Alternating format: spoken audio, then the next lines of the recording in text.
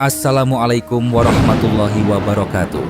Selamat datang kembali di channel Lintas Arwah. Klik subscribe dan aktifkan lonceng notifikasinya supaya kalian tidak ketinggalan kisah-kisah seram berikutnya. Oke, langsung saja kita mulai ceritanya. Malam itu angin bertiup pelan, membawa bau tanah basah dari sawah yang baru saja diguyur hujan. Di sebuah desa kecil di Jawa Tengah, suasana sunyi. Lampu-lampu minyak di rumah penduduk mulai padam satu persatu, menyisakan cahaya remang dari surau di ujung jalan. Hanya suara jangkrik dan sesekali gonggongan anjing dari kejauhan yang terdengar. Di teras rumah kayu sederhana yang catnya sudah mengelupas, seorang lelaki duduk diam. Namanya Mardi, usianya belum terlalu tua, tapi wajahnya kusut penuh keriput. Matanya kosong menatap jalan tanah di depan rumah, pikirannya kalut. Di sampingnya tergeletak kain batik setengah jadi, canting yang ia gunakan masih ada sisa malam lengket di ujungnya. Sejak beberapa minggu terakhir, pekerjaannya sebagai pengrajin batik tidak membawa hasil. Pesanan semakin jarang, sedangkan hutang di rentenir semakin menumpuk. Lastri, istrinya, tadi sore kembali menangis. Rentenir datang mengetuk pintu, menagih dengan suara keras, sampai anak-anak mereka ketakutan bersembunyi di kamar. Mardi hanya bisa menunduk, tak sanggup menjawab. Begitu rentenir pergi, Lastri menangis di dapur, suaranya terdengar hingga ke teras. Dua anak mereka, yang masih kecil, menatap ayahnya dengan wajah bingung. Mereka lapar, tapi hanya bisa diam. Mardi menghela napas panjang. Apa gunanya aku jadi lelaki kalau cuma bikin istri dan anak sengsara, gumamnya. Dari kejauhan, terdengar suara orang-orang pulang dari surau. Mereka berjalan bergerombol, bercakap pelan sambil menyalakan obor kecil. Suara mereka samar sampai ke telinga Mardi. Ia mendengar mereka membicarakan hal-hal aneh di hutan jati. Katanya ada orang yang mendengar suara kain diseret di tanah, ada yang melihat bayangan putih melompat di pematang sawah. Mardi memejamkan mata, mencoba mengabaikan, tapi telinganya justru semakin tajam menangkap percakapan itu. Aku dengar ada pesugihan di sana. Orang bisa kaya mendadak kalau berani ke petilasan keramat, bisik salah satu dari mereka. Ya, tapi harus kasih tumbal. Kalau enggak, keluarganya yang bakal jadi gantinya, sahut yang lain. Mardi menelan ludah. Kata-kata itu menusuk telinganya. Ia mencoba menepis, tapi bayangan anak-anaknya yang kurus membuat hatinya semakin goyah. Saat Lastri keluar membawa air hangat, ia melihat suaminya masih duduk menunduk. "Mas, masuklah. Udara malam dingin, nanti sakit," katanya lirih. Mardi hanya menoleh sekilas, lalu bangkit masuk. Di dalam rumah yang temaram, anak-anak mereka sudah tidur beralaskan tikar bambu. Lastri duduk di samping mereka, wajahnya sembab, matanya merah. Ia menatap Mardi dengan kecewa. "Mas, sampai kapan kita begini terus? Utang makin banyak. Aku takut anak-anak kita nggak bisa makan." Mardi menunduk, tak menjawab. Malam itu ia hampir tak bisa tidur. Angin yang masuk dari celah dinding bambu membawa suara-suara aneh. Kadang seperti bisikan, kadang seperti suara orang memanggil namanya dari arah hutan. Ia menggigil di bawah selimut, memejamkan mata, tapi telinganya terasa terusik. Esoknya ia pergi ke pasar untuk menjual beberapa helai batik. Tapi harga yang ia dapat jatuh sekali, jauh di bawah modal. Ia pulang dengan wajah muram. Di jalan, seorang kawan lamanya menghampiri. Namanya Sarmo, pedagang kain keliling yang dulu sering satu lapak dengannya. "Mardi, astaga, wajahmu kok pucat begitu? Seperti nggak tidur seminggu," ujar Sarmo sambil tertawa kecil. Mardi tersenyum hambar. "Aku memang nggak tenang, Mo. Hidupku kayak jalan buntu. Utang di mana-mana, pesanan batik nggak laku." Sarmo mendekat, menurunkan suaranya. "Kalau kamu mau, aku tahu jalan. Tapi ini bukan urusan biasa." Mardi menatapnya curiga. "Maksudmu apa?" Sarmo menatap ke kiri dan kanan, lalu berbisik. "Pernah dengar pesugihan pocong?" Jantung Mardi berdegup. Ia terdiam, tak berani menjawab. Sarmo tersenyum samar. Aku dengar ada petilasan di hutan jati. Orang bilang, kalau berani ke sana, ketemu juru kunci, terus bikin perjanjian, rezekimu bakal deras. Tapi yaitu, harus ada syarat. Ada tumbalnya. Mardi tercekat. Kata-kata itu terus berputar di kepalanya sepanjang perjalanan pulang. Sesampainya di rumah, pandangannya jatuh pada wajah anak-anaknya yang pucat. Lastri sibuk menanak nasi seadanya, hanya ditemani sayur bening sisa kemarin. Dadanya sesak. Malam berikutnya, Mardi kembali duduk di teras. Bulan sabit menggantung di langit, hutan jati di kejauhan tampak gelap pekat. Kali ini ia mendengar lebih jelas, suara seperti kain diseret di tanah. Ia kaget, berdiri menatap ke arah hutan, jantungnya berdegup keras. "Mas, kenapa?" Suara Lastri dari dalam rumah membuatnya tersentak. Ia buru-buru masuk, tapi malam itu ia benar-benar tak bisa tidur. Hari-hari berjalan, Mardi semakin gelisah. Utang menjerat, kerja tak membuahkan hasil. Setiap malam ia duduk di teras, menatap hutan jati, seolah ada sesuatu di sana yang memanggilnya. Hingga suatu malam, ia nekat melangkahkan kaki ke hutan. Bulan separuh menerangi jalan setapak yang lengang. Angin dingin menusuk, suara ranting patah terdengar di bawah langkahnya. Dadanya berdegup, tapi kakinya terus maju. Semakin jauh masuk, hutan semakin pekat. Tiba-tiba ia melihat cahaya obor. Dari balik kabut, seorang lelaki tua berdiri. Pakaiannya lusuh, wajahnya keriput, matanya tajam menusuk. Lelaki itu tersenyum tipis. "Kau datang mencari jalan cepat?" "Iya." Suaranya berat, dalam, membuat bulu kuduk Mardi merinding. Mardi tercekat. Ia hanya mengangguk pelan. Lelaki itu mendekat, sorot matanya membuat tubuh Mardi kaku. "Kalau itu maumu, ikut aku. Tapi ingat, jalan ini nggak bisa kau putar balik. Ada harga yang harus dibayar." Mardi ingin mundur, tapi bayangan wajah anak-anaknya membuat hatinya keras. Kakinya seakan tertarik mengikuti lelaki tua itu. Mereka masuk lebih dalam ke hutan.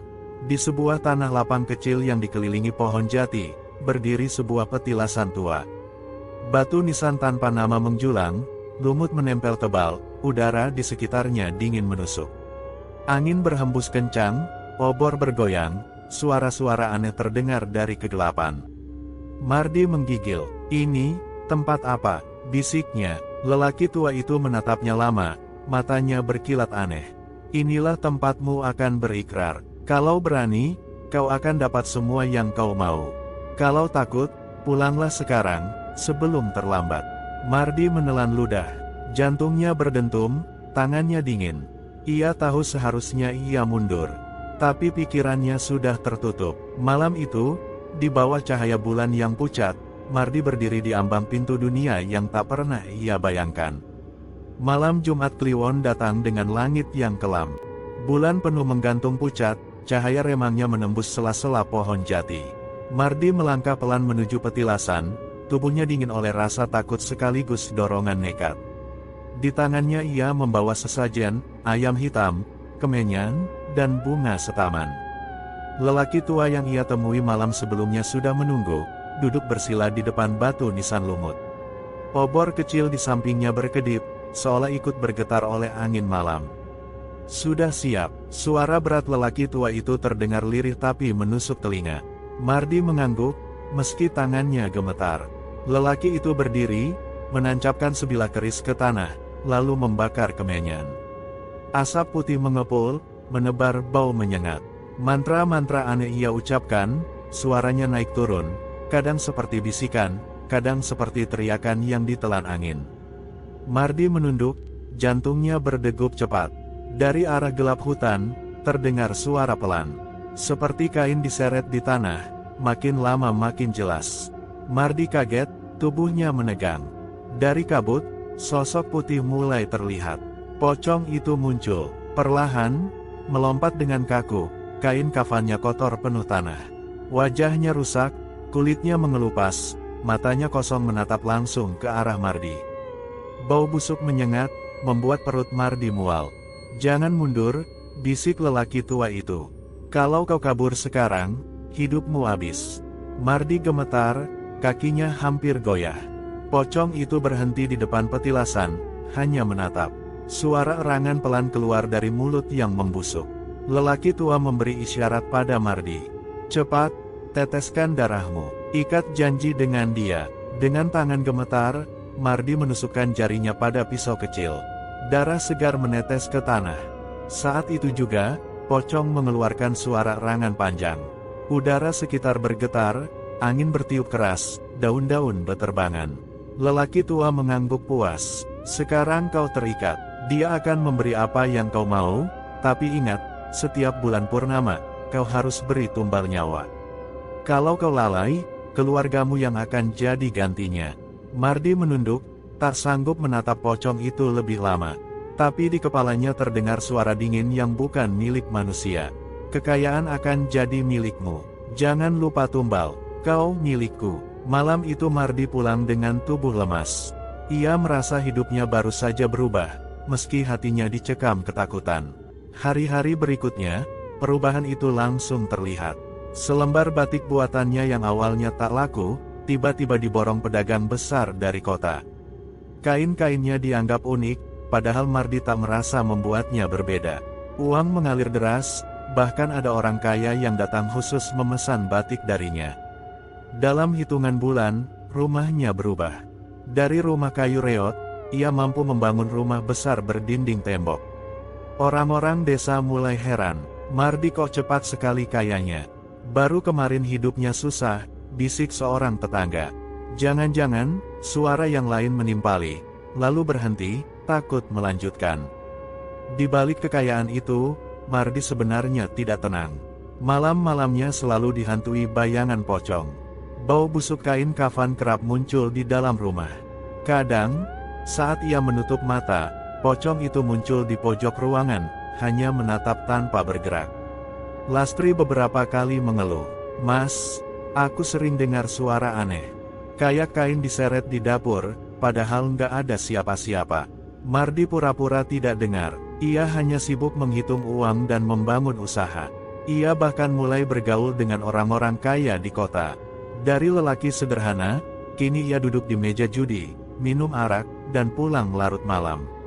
Lastri makin sering menangis. Anak-anak mereka mulai menjauh, merasa ayahnya berubah.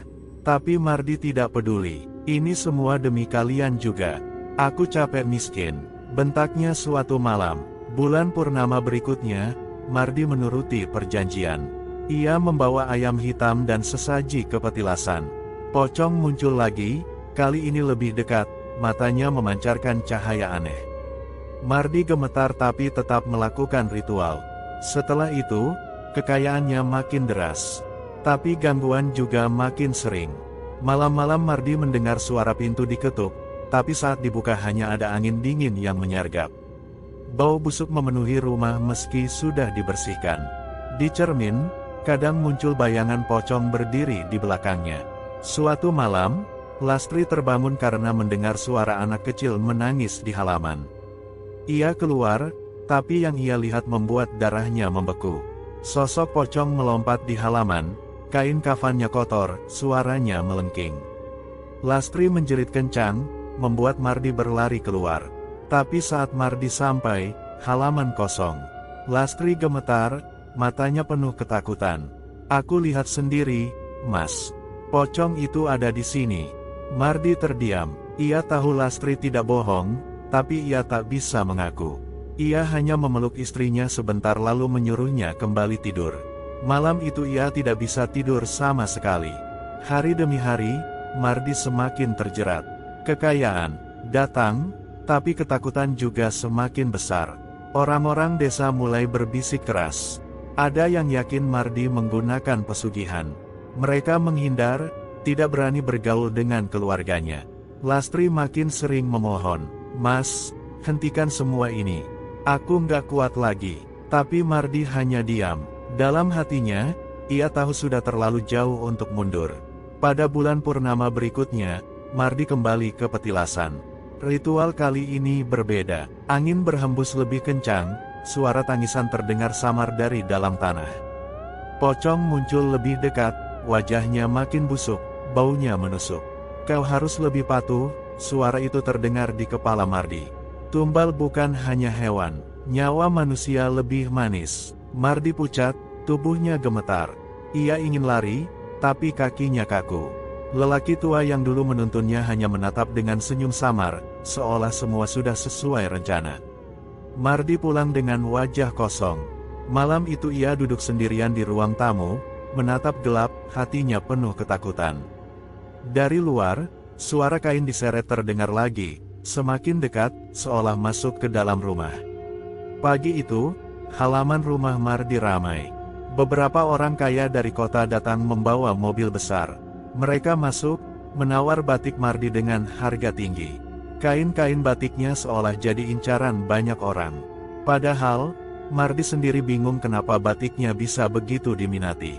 Tangannya gemetar saat menandatangani perjanjian jual beli. Uang mengalir deras, lebih banyak dari yang pernah ia bayangkan. Tetangga-tetangga hanya bisa melihat dari jauh. Ada yang iri, ada yang mencibir.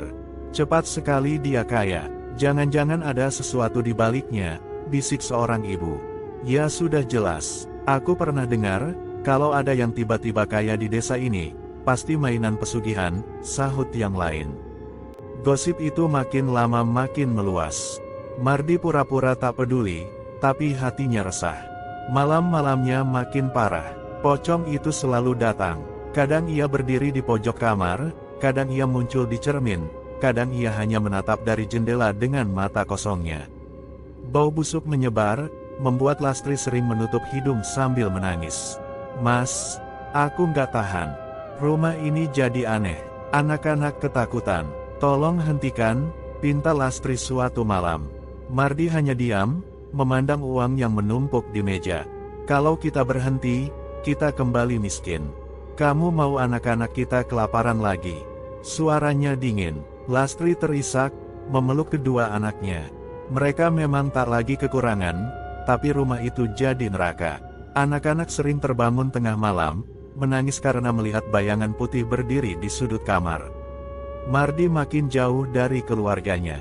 Ia sering pergi ke kota, ikut berjudi, dan pulang larut malam. Di meja judi, ia duduk bersama orang-orang yang dulu hanya bisa ia lihat dari jauh.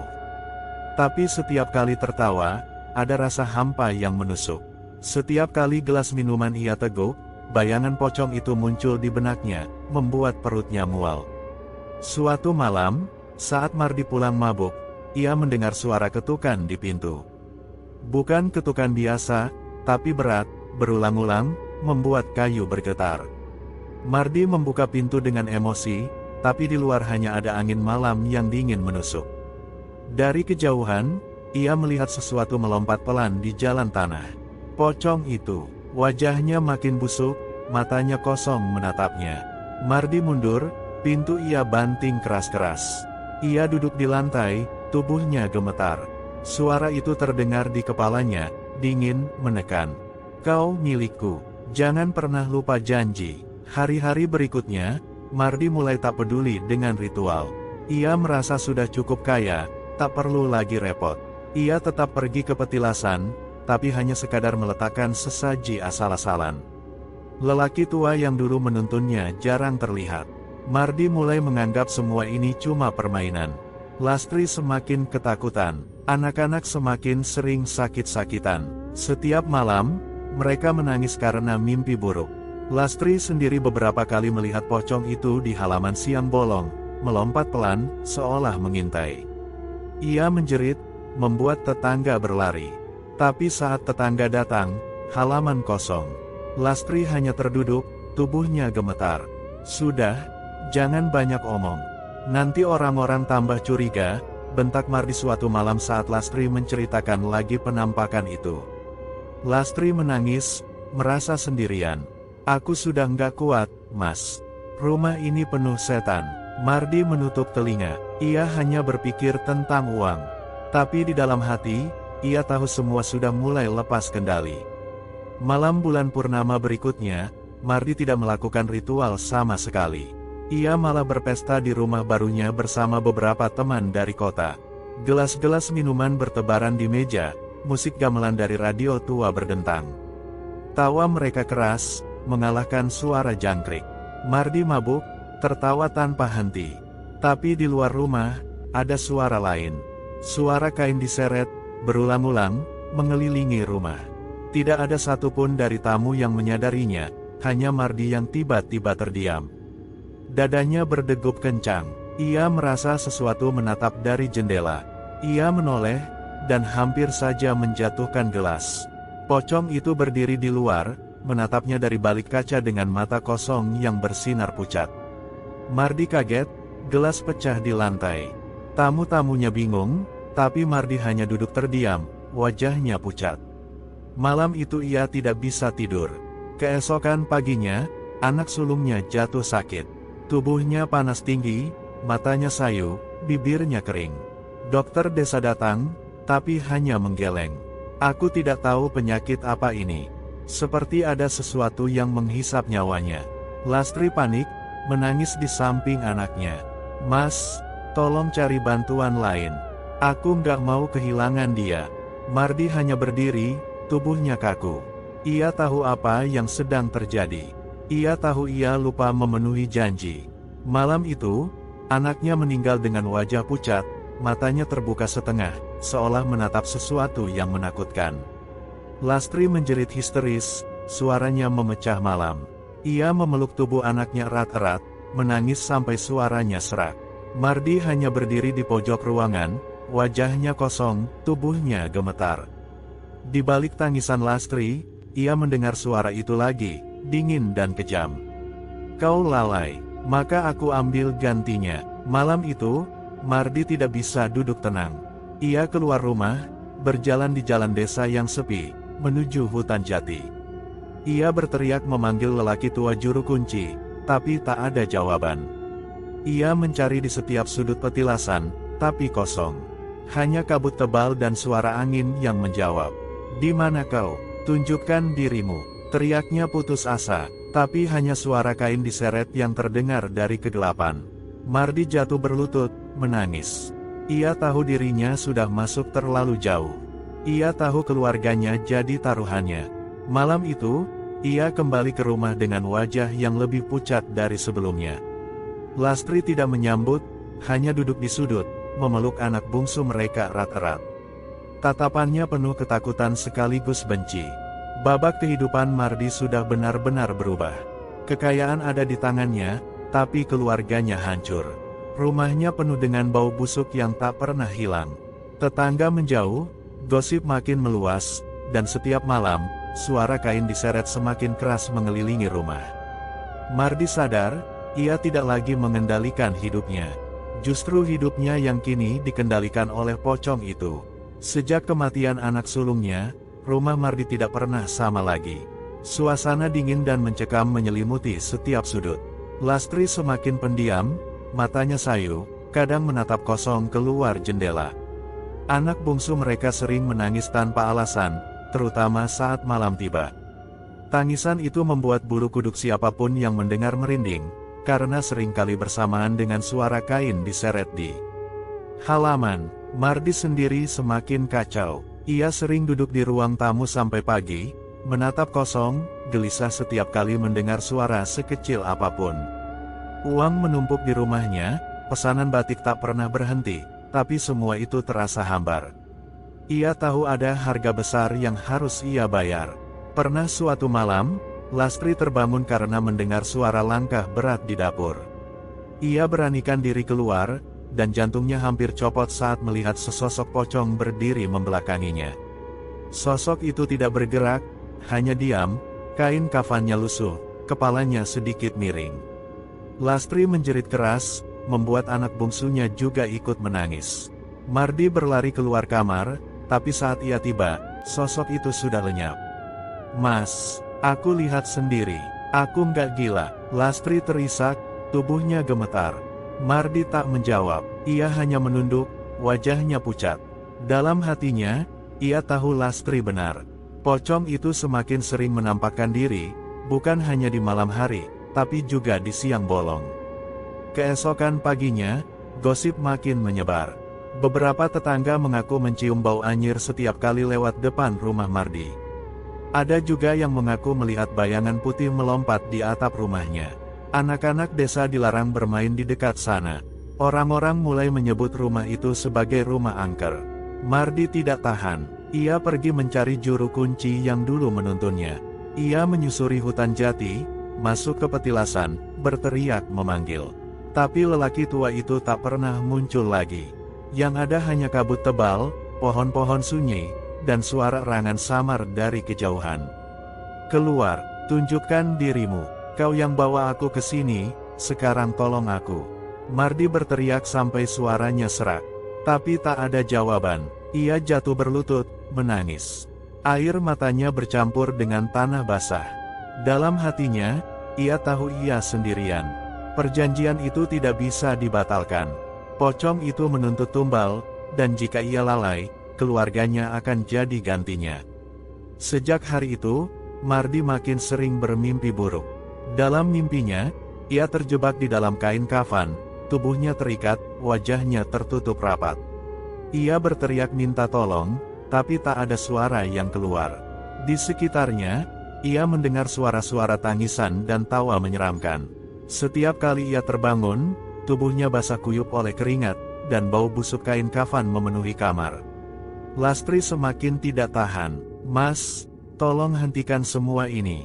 Aku nggak mau kehilangan anak kita lagi," katanya sambil memeluk anak bungsunya erat-erat.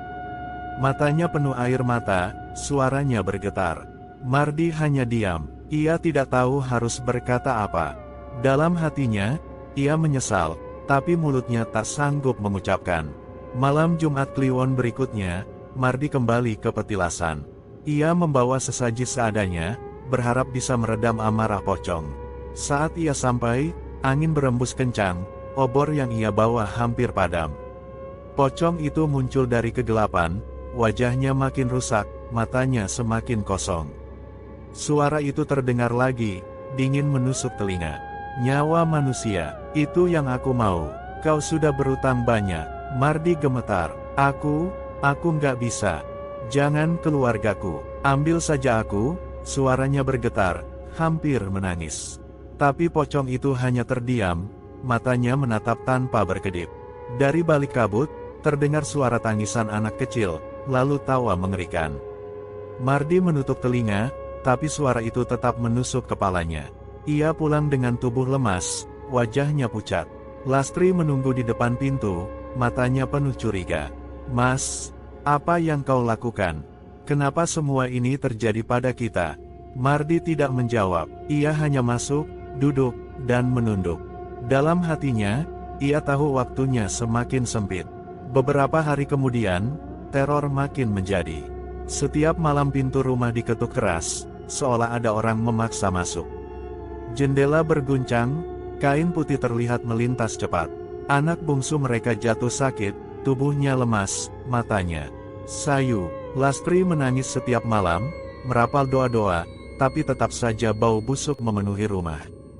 Pernah suatu malam, Mardi mendengar suara di belakangnya saat ia sedang duduk di ruang tamu. Suara itu berat, dingin, seolah berasal dari dalam tanah.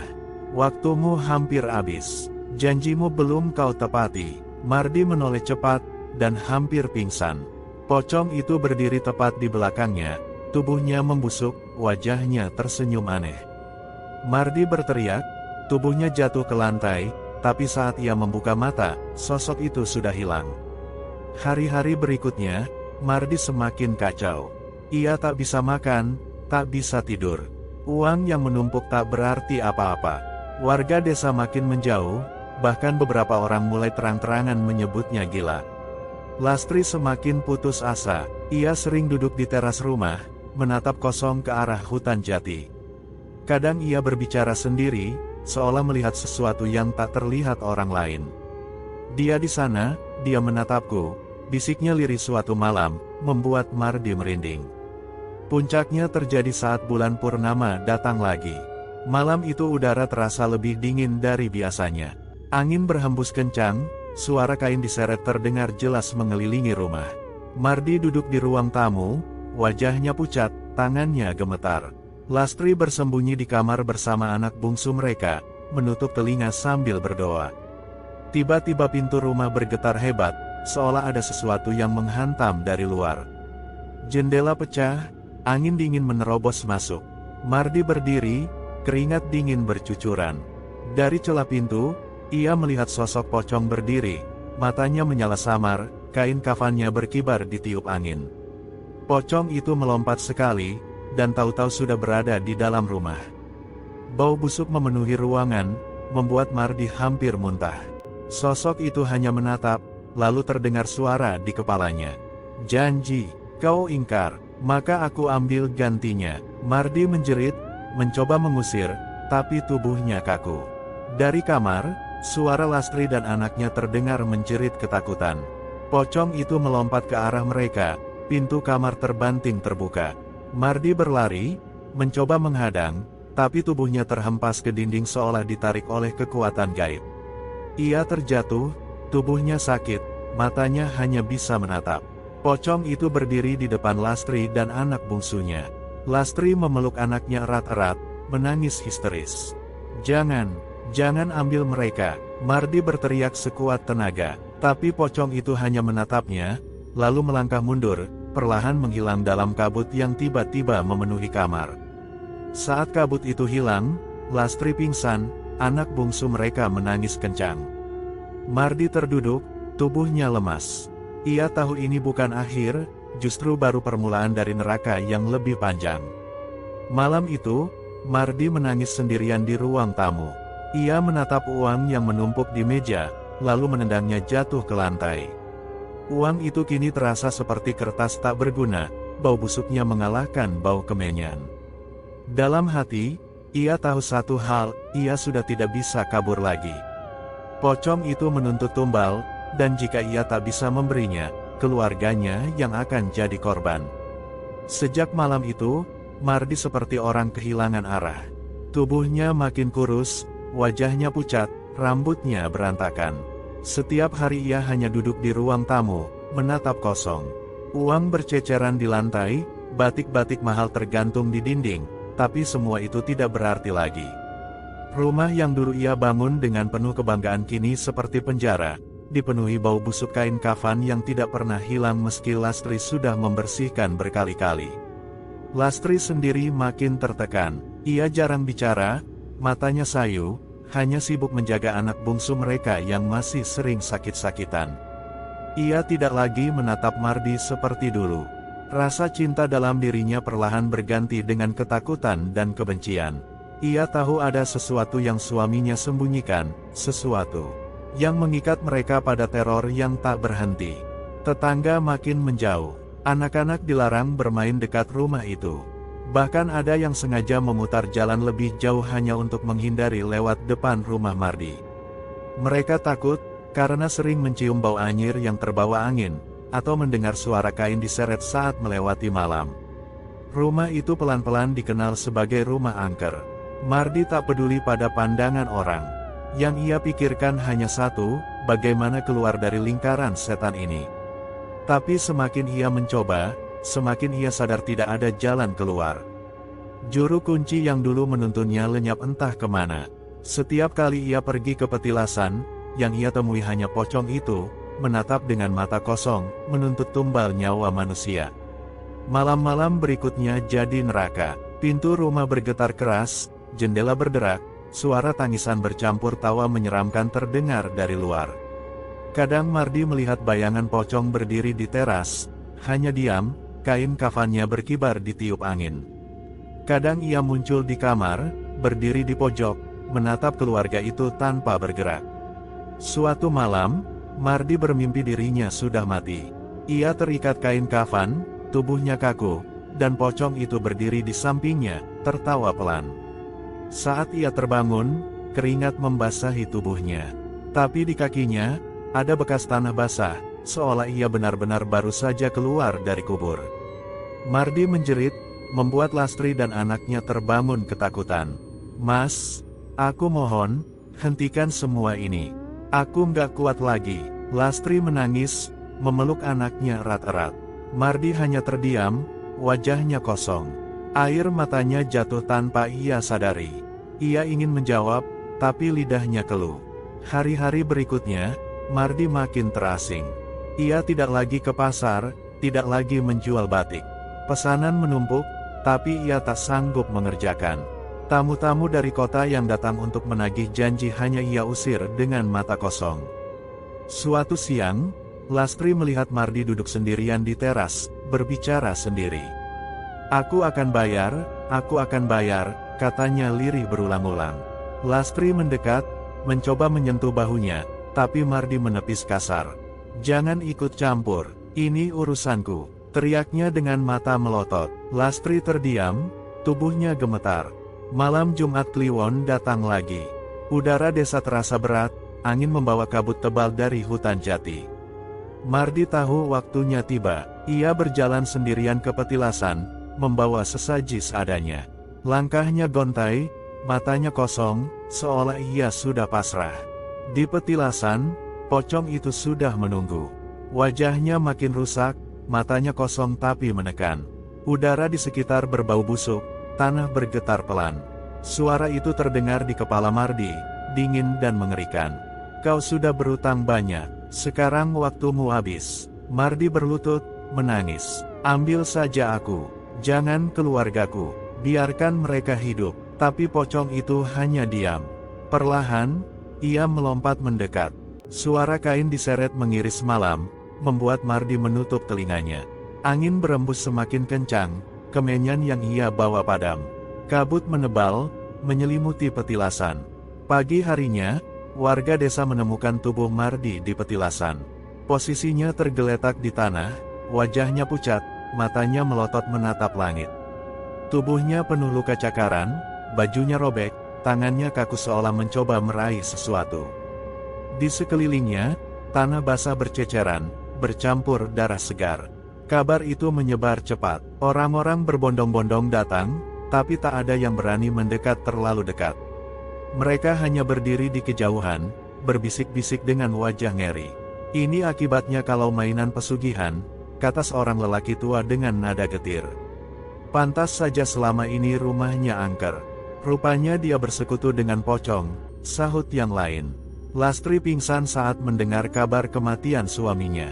Anak bungsu mereka hanya menangis, tak mengerti apa yang terjadi. Beberapa tetangga mencoba menenangkan, tapi wajah mereka sendiri diliputi rasa takut.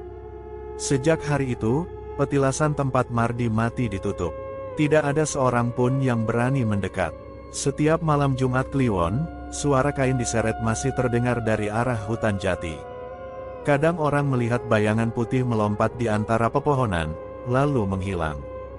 Desa itu perlahan jadi terkenal sebagai desa angker. Kisah Mardi menyebar, diceritakan dari mulut ke mulut. Anak-anak dilarang keluar malam, apalagi mendekati hutan jati. Orang tua menakut-nakuti anak mereka dengan cerita tentang Mardi yang jadi tumbal pocong. "Kalau kau serakah, kalau kau tergoda jalan pintas, nasibmu akan seperti Mardi," begitu kata mereka. Lastri akhirnya pindah bersama anaknya, meninggalkan rumah yang kini kosong. Rumah itu perlahan ditinggalkan, dindingnya ditumbuhi lumut, atapnya runtuh. Orang-orang yang lewat masih mengaku mencium bau busuk dari sana, seolah pocong itu masih bersemayam. Malam-malam di desa itu tidak pernah sama. Setiap kali angin bertiup dari hutan jati, membawa bau kain kafan dan suara kain diseret, orang-orang akan menutup pintu rapat-rapat. Mereka tahu, legenda itu bukan sekadar cerita. Mardi telah membuktikan, perjanjian dengan makhluk gaib tak pernah berakhir baik.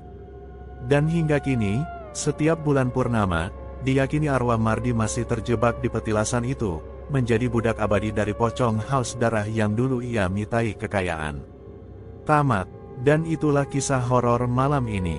Percaya atau tidak, semua kembali pada diri kita masing-masing. Sampai jumpa di cerita horor berikutnya. Wassalamualaikum warahmatullahi wabarakatuh.